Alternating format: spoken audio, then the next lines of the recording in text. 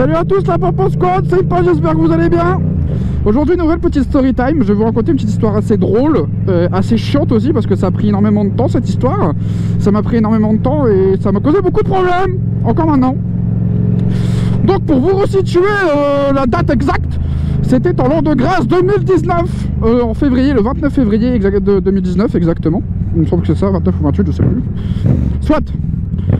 Et en gros, pour faire simple, j'ai travaillé à Domino's à ce moment-là, pour ceux qui savent, hein, avant quand ma MT était bleue, bah, tout le monde a voyé devant Domino's. Donc avant je travaillais à Domino's et du coup je terminais tard le soir, c'était un samedi soir, non un dimanche soir pardon, non un samedi, bref on s'en va les couilles, c'était un week-end. Je repars du coup de mon travail, il devait être 23h30, minuit.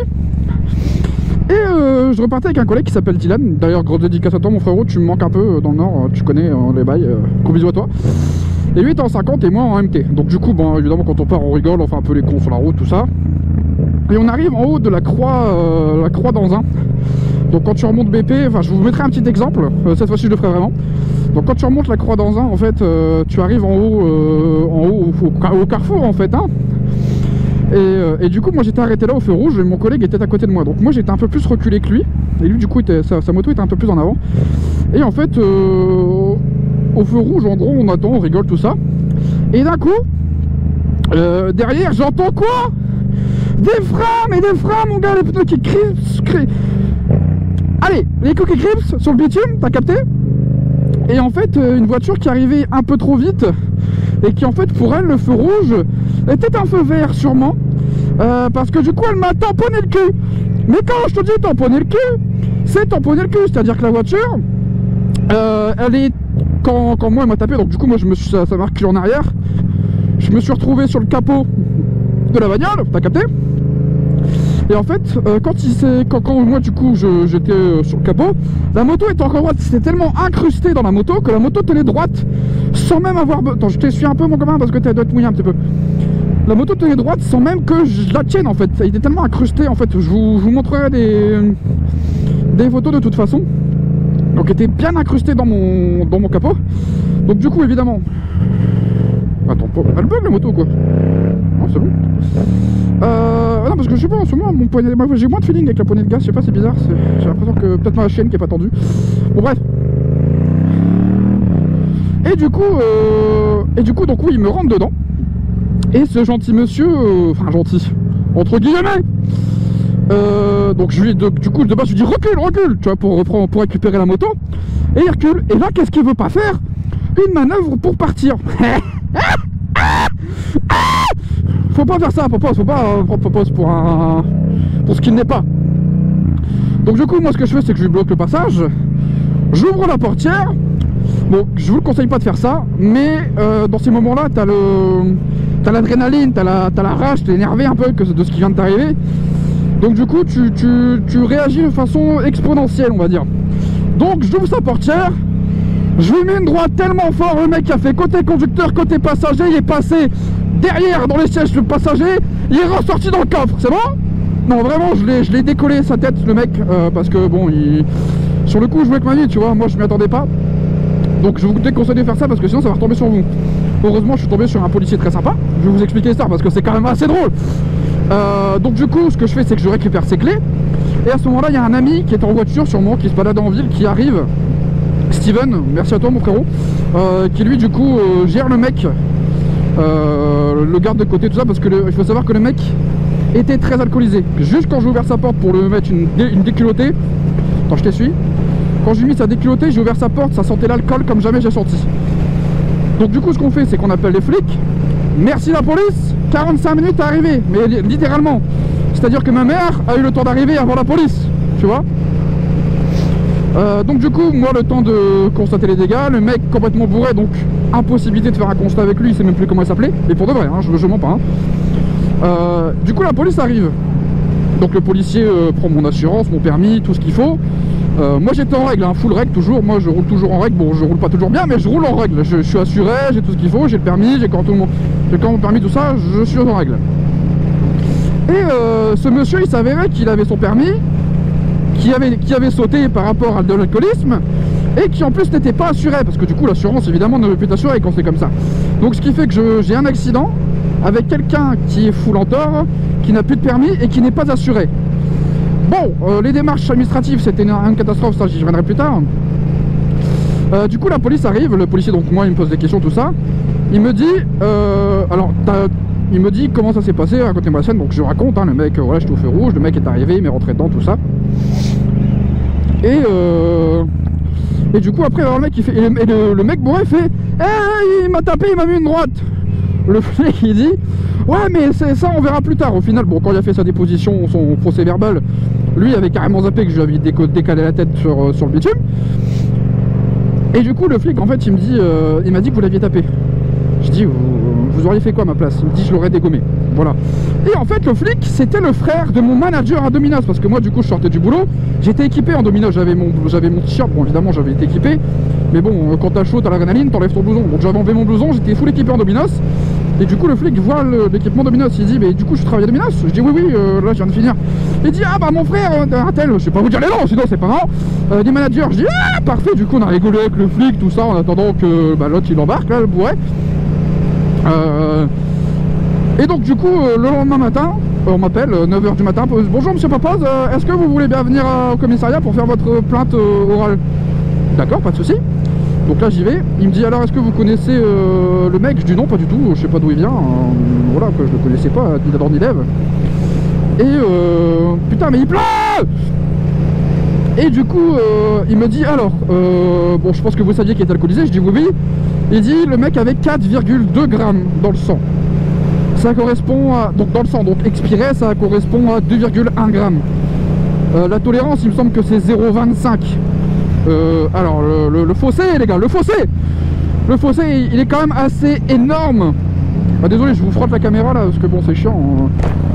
La pluie de merde. Et du coup, donc il était full alcoolisé. Donc le mec évidemment là il s'est tapé judiciaire, tout ça, toutes ces conneries hein. Et donc du coup moi il me dit alors pour l'assurance, vous avez appelé votre assurance? Je dis oui. Il me dit par contre le mec n'était pas censuré. Bon, ça je savais pas direct, c'est le policier qui me l'a dit après. Et moi comme c'était mon premier accident avec une autre personne, putain je vous frotte hein, désolé les reilles mais je fais des petits câlins comme ça là, je sais pas que vous aimez bien. Et donc du coup il me dit donc il est pas assuré, donc moi je savais pas comment ça se passait, donc je lui demande c'est quoi la démarche à suivre. Il me dit bah vous allez être contacté par une entreprise entre guillemets qui gère ces choses là. Ça a pris 2 ans. Le virement je l'ai eu que juin 2020. Vous imaginez? Février 2019. Enfin 1 an et demi. Plus d'1 an et demi pour avoir un virement de plus de 1000 €, parce qu'après il y a des réparations hein. Au niveau de la moto, bah, il m'avait niqué le pneu arrière, la jante n'avait rien, le châssis n'était pas tordu, Dieu merci. Plaque, donc support de plaque. Il y a, du coup après quand il a reculé, il a fait tomber la moto. Donc carter, guidon, rétroviseur, levier d'embrayoir, bah, la totale hein. La totale, il m'avait bien saccagé la moto, le kit déco aussi. Il m'avait tout saccagé le mangement. Merci madame. Bon, je vous essoie encore un peu.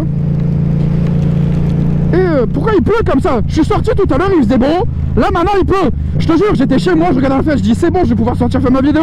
Parce qu'il fait beau. Je sors, je prends mes nouveaux gants dans la boîte aux lettres. Il pleut. Arrête, frère. C'est improbable gros. Du coup je suis trempé. C'est trop chiant, j'espère que la GoPro ça marche aussi. La GoPro marche plus carrément. J'ai un gros 20 toi mon copain. Ah parce que là il pleut bien quoi, plus j'avance plus il pleut en fait, c'est génial. Bon bah, je vais m'arrêter sous un pont ou sous un portique. Parce que la pluie c'est trop chiant. Oh mais sérieusement quoi, c'est... Puis c'est pas de la petite pluie, c'est des gouttes, elles font mal tu sais.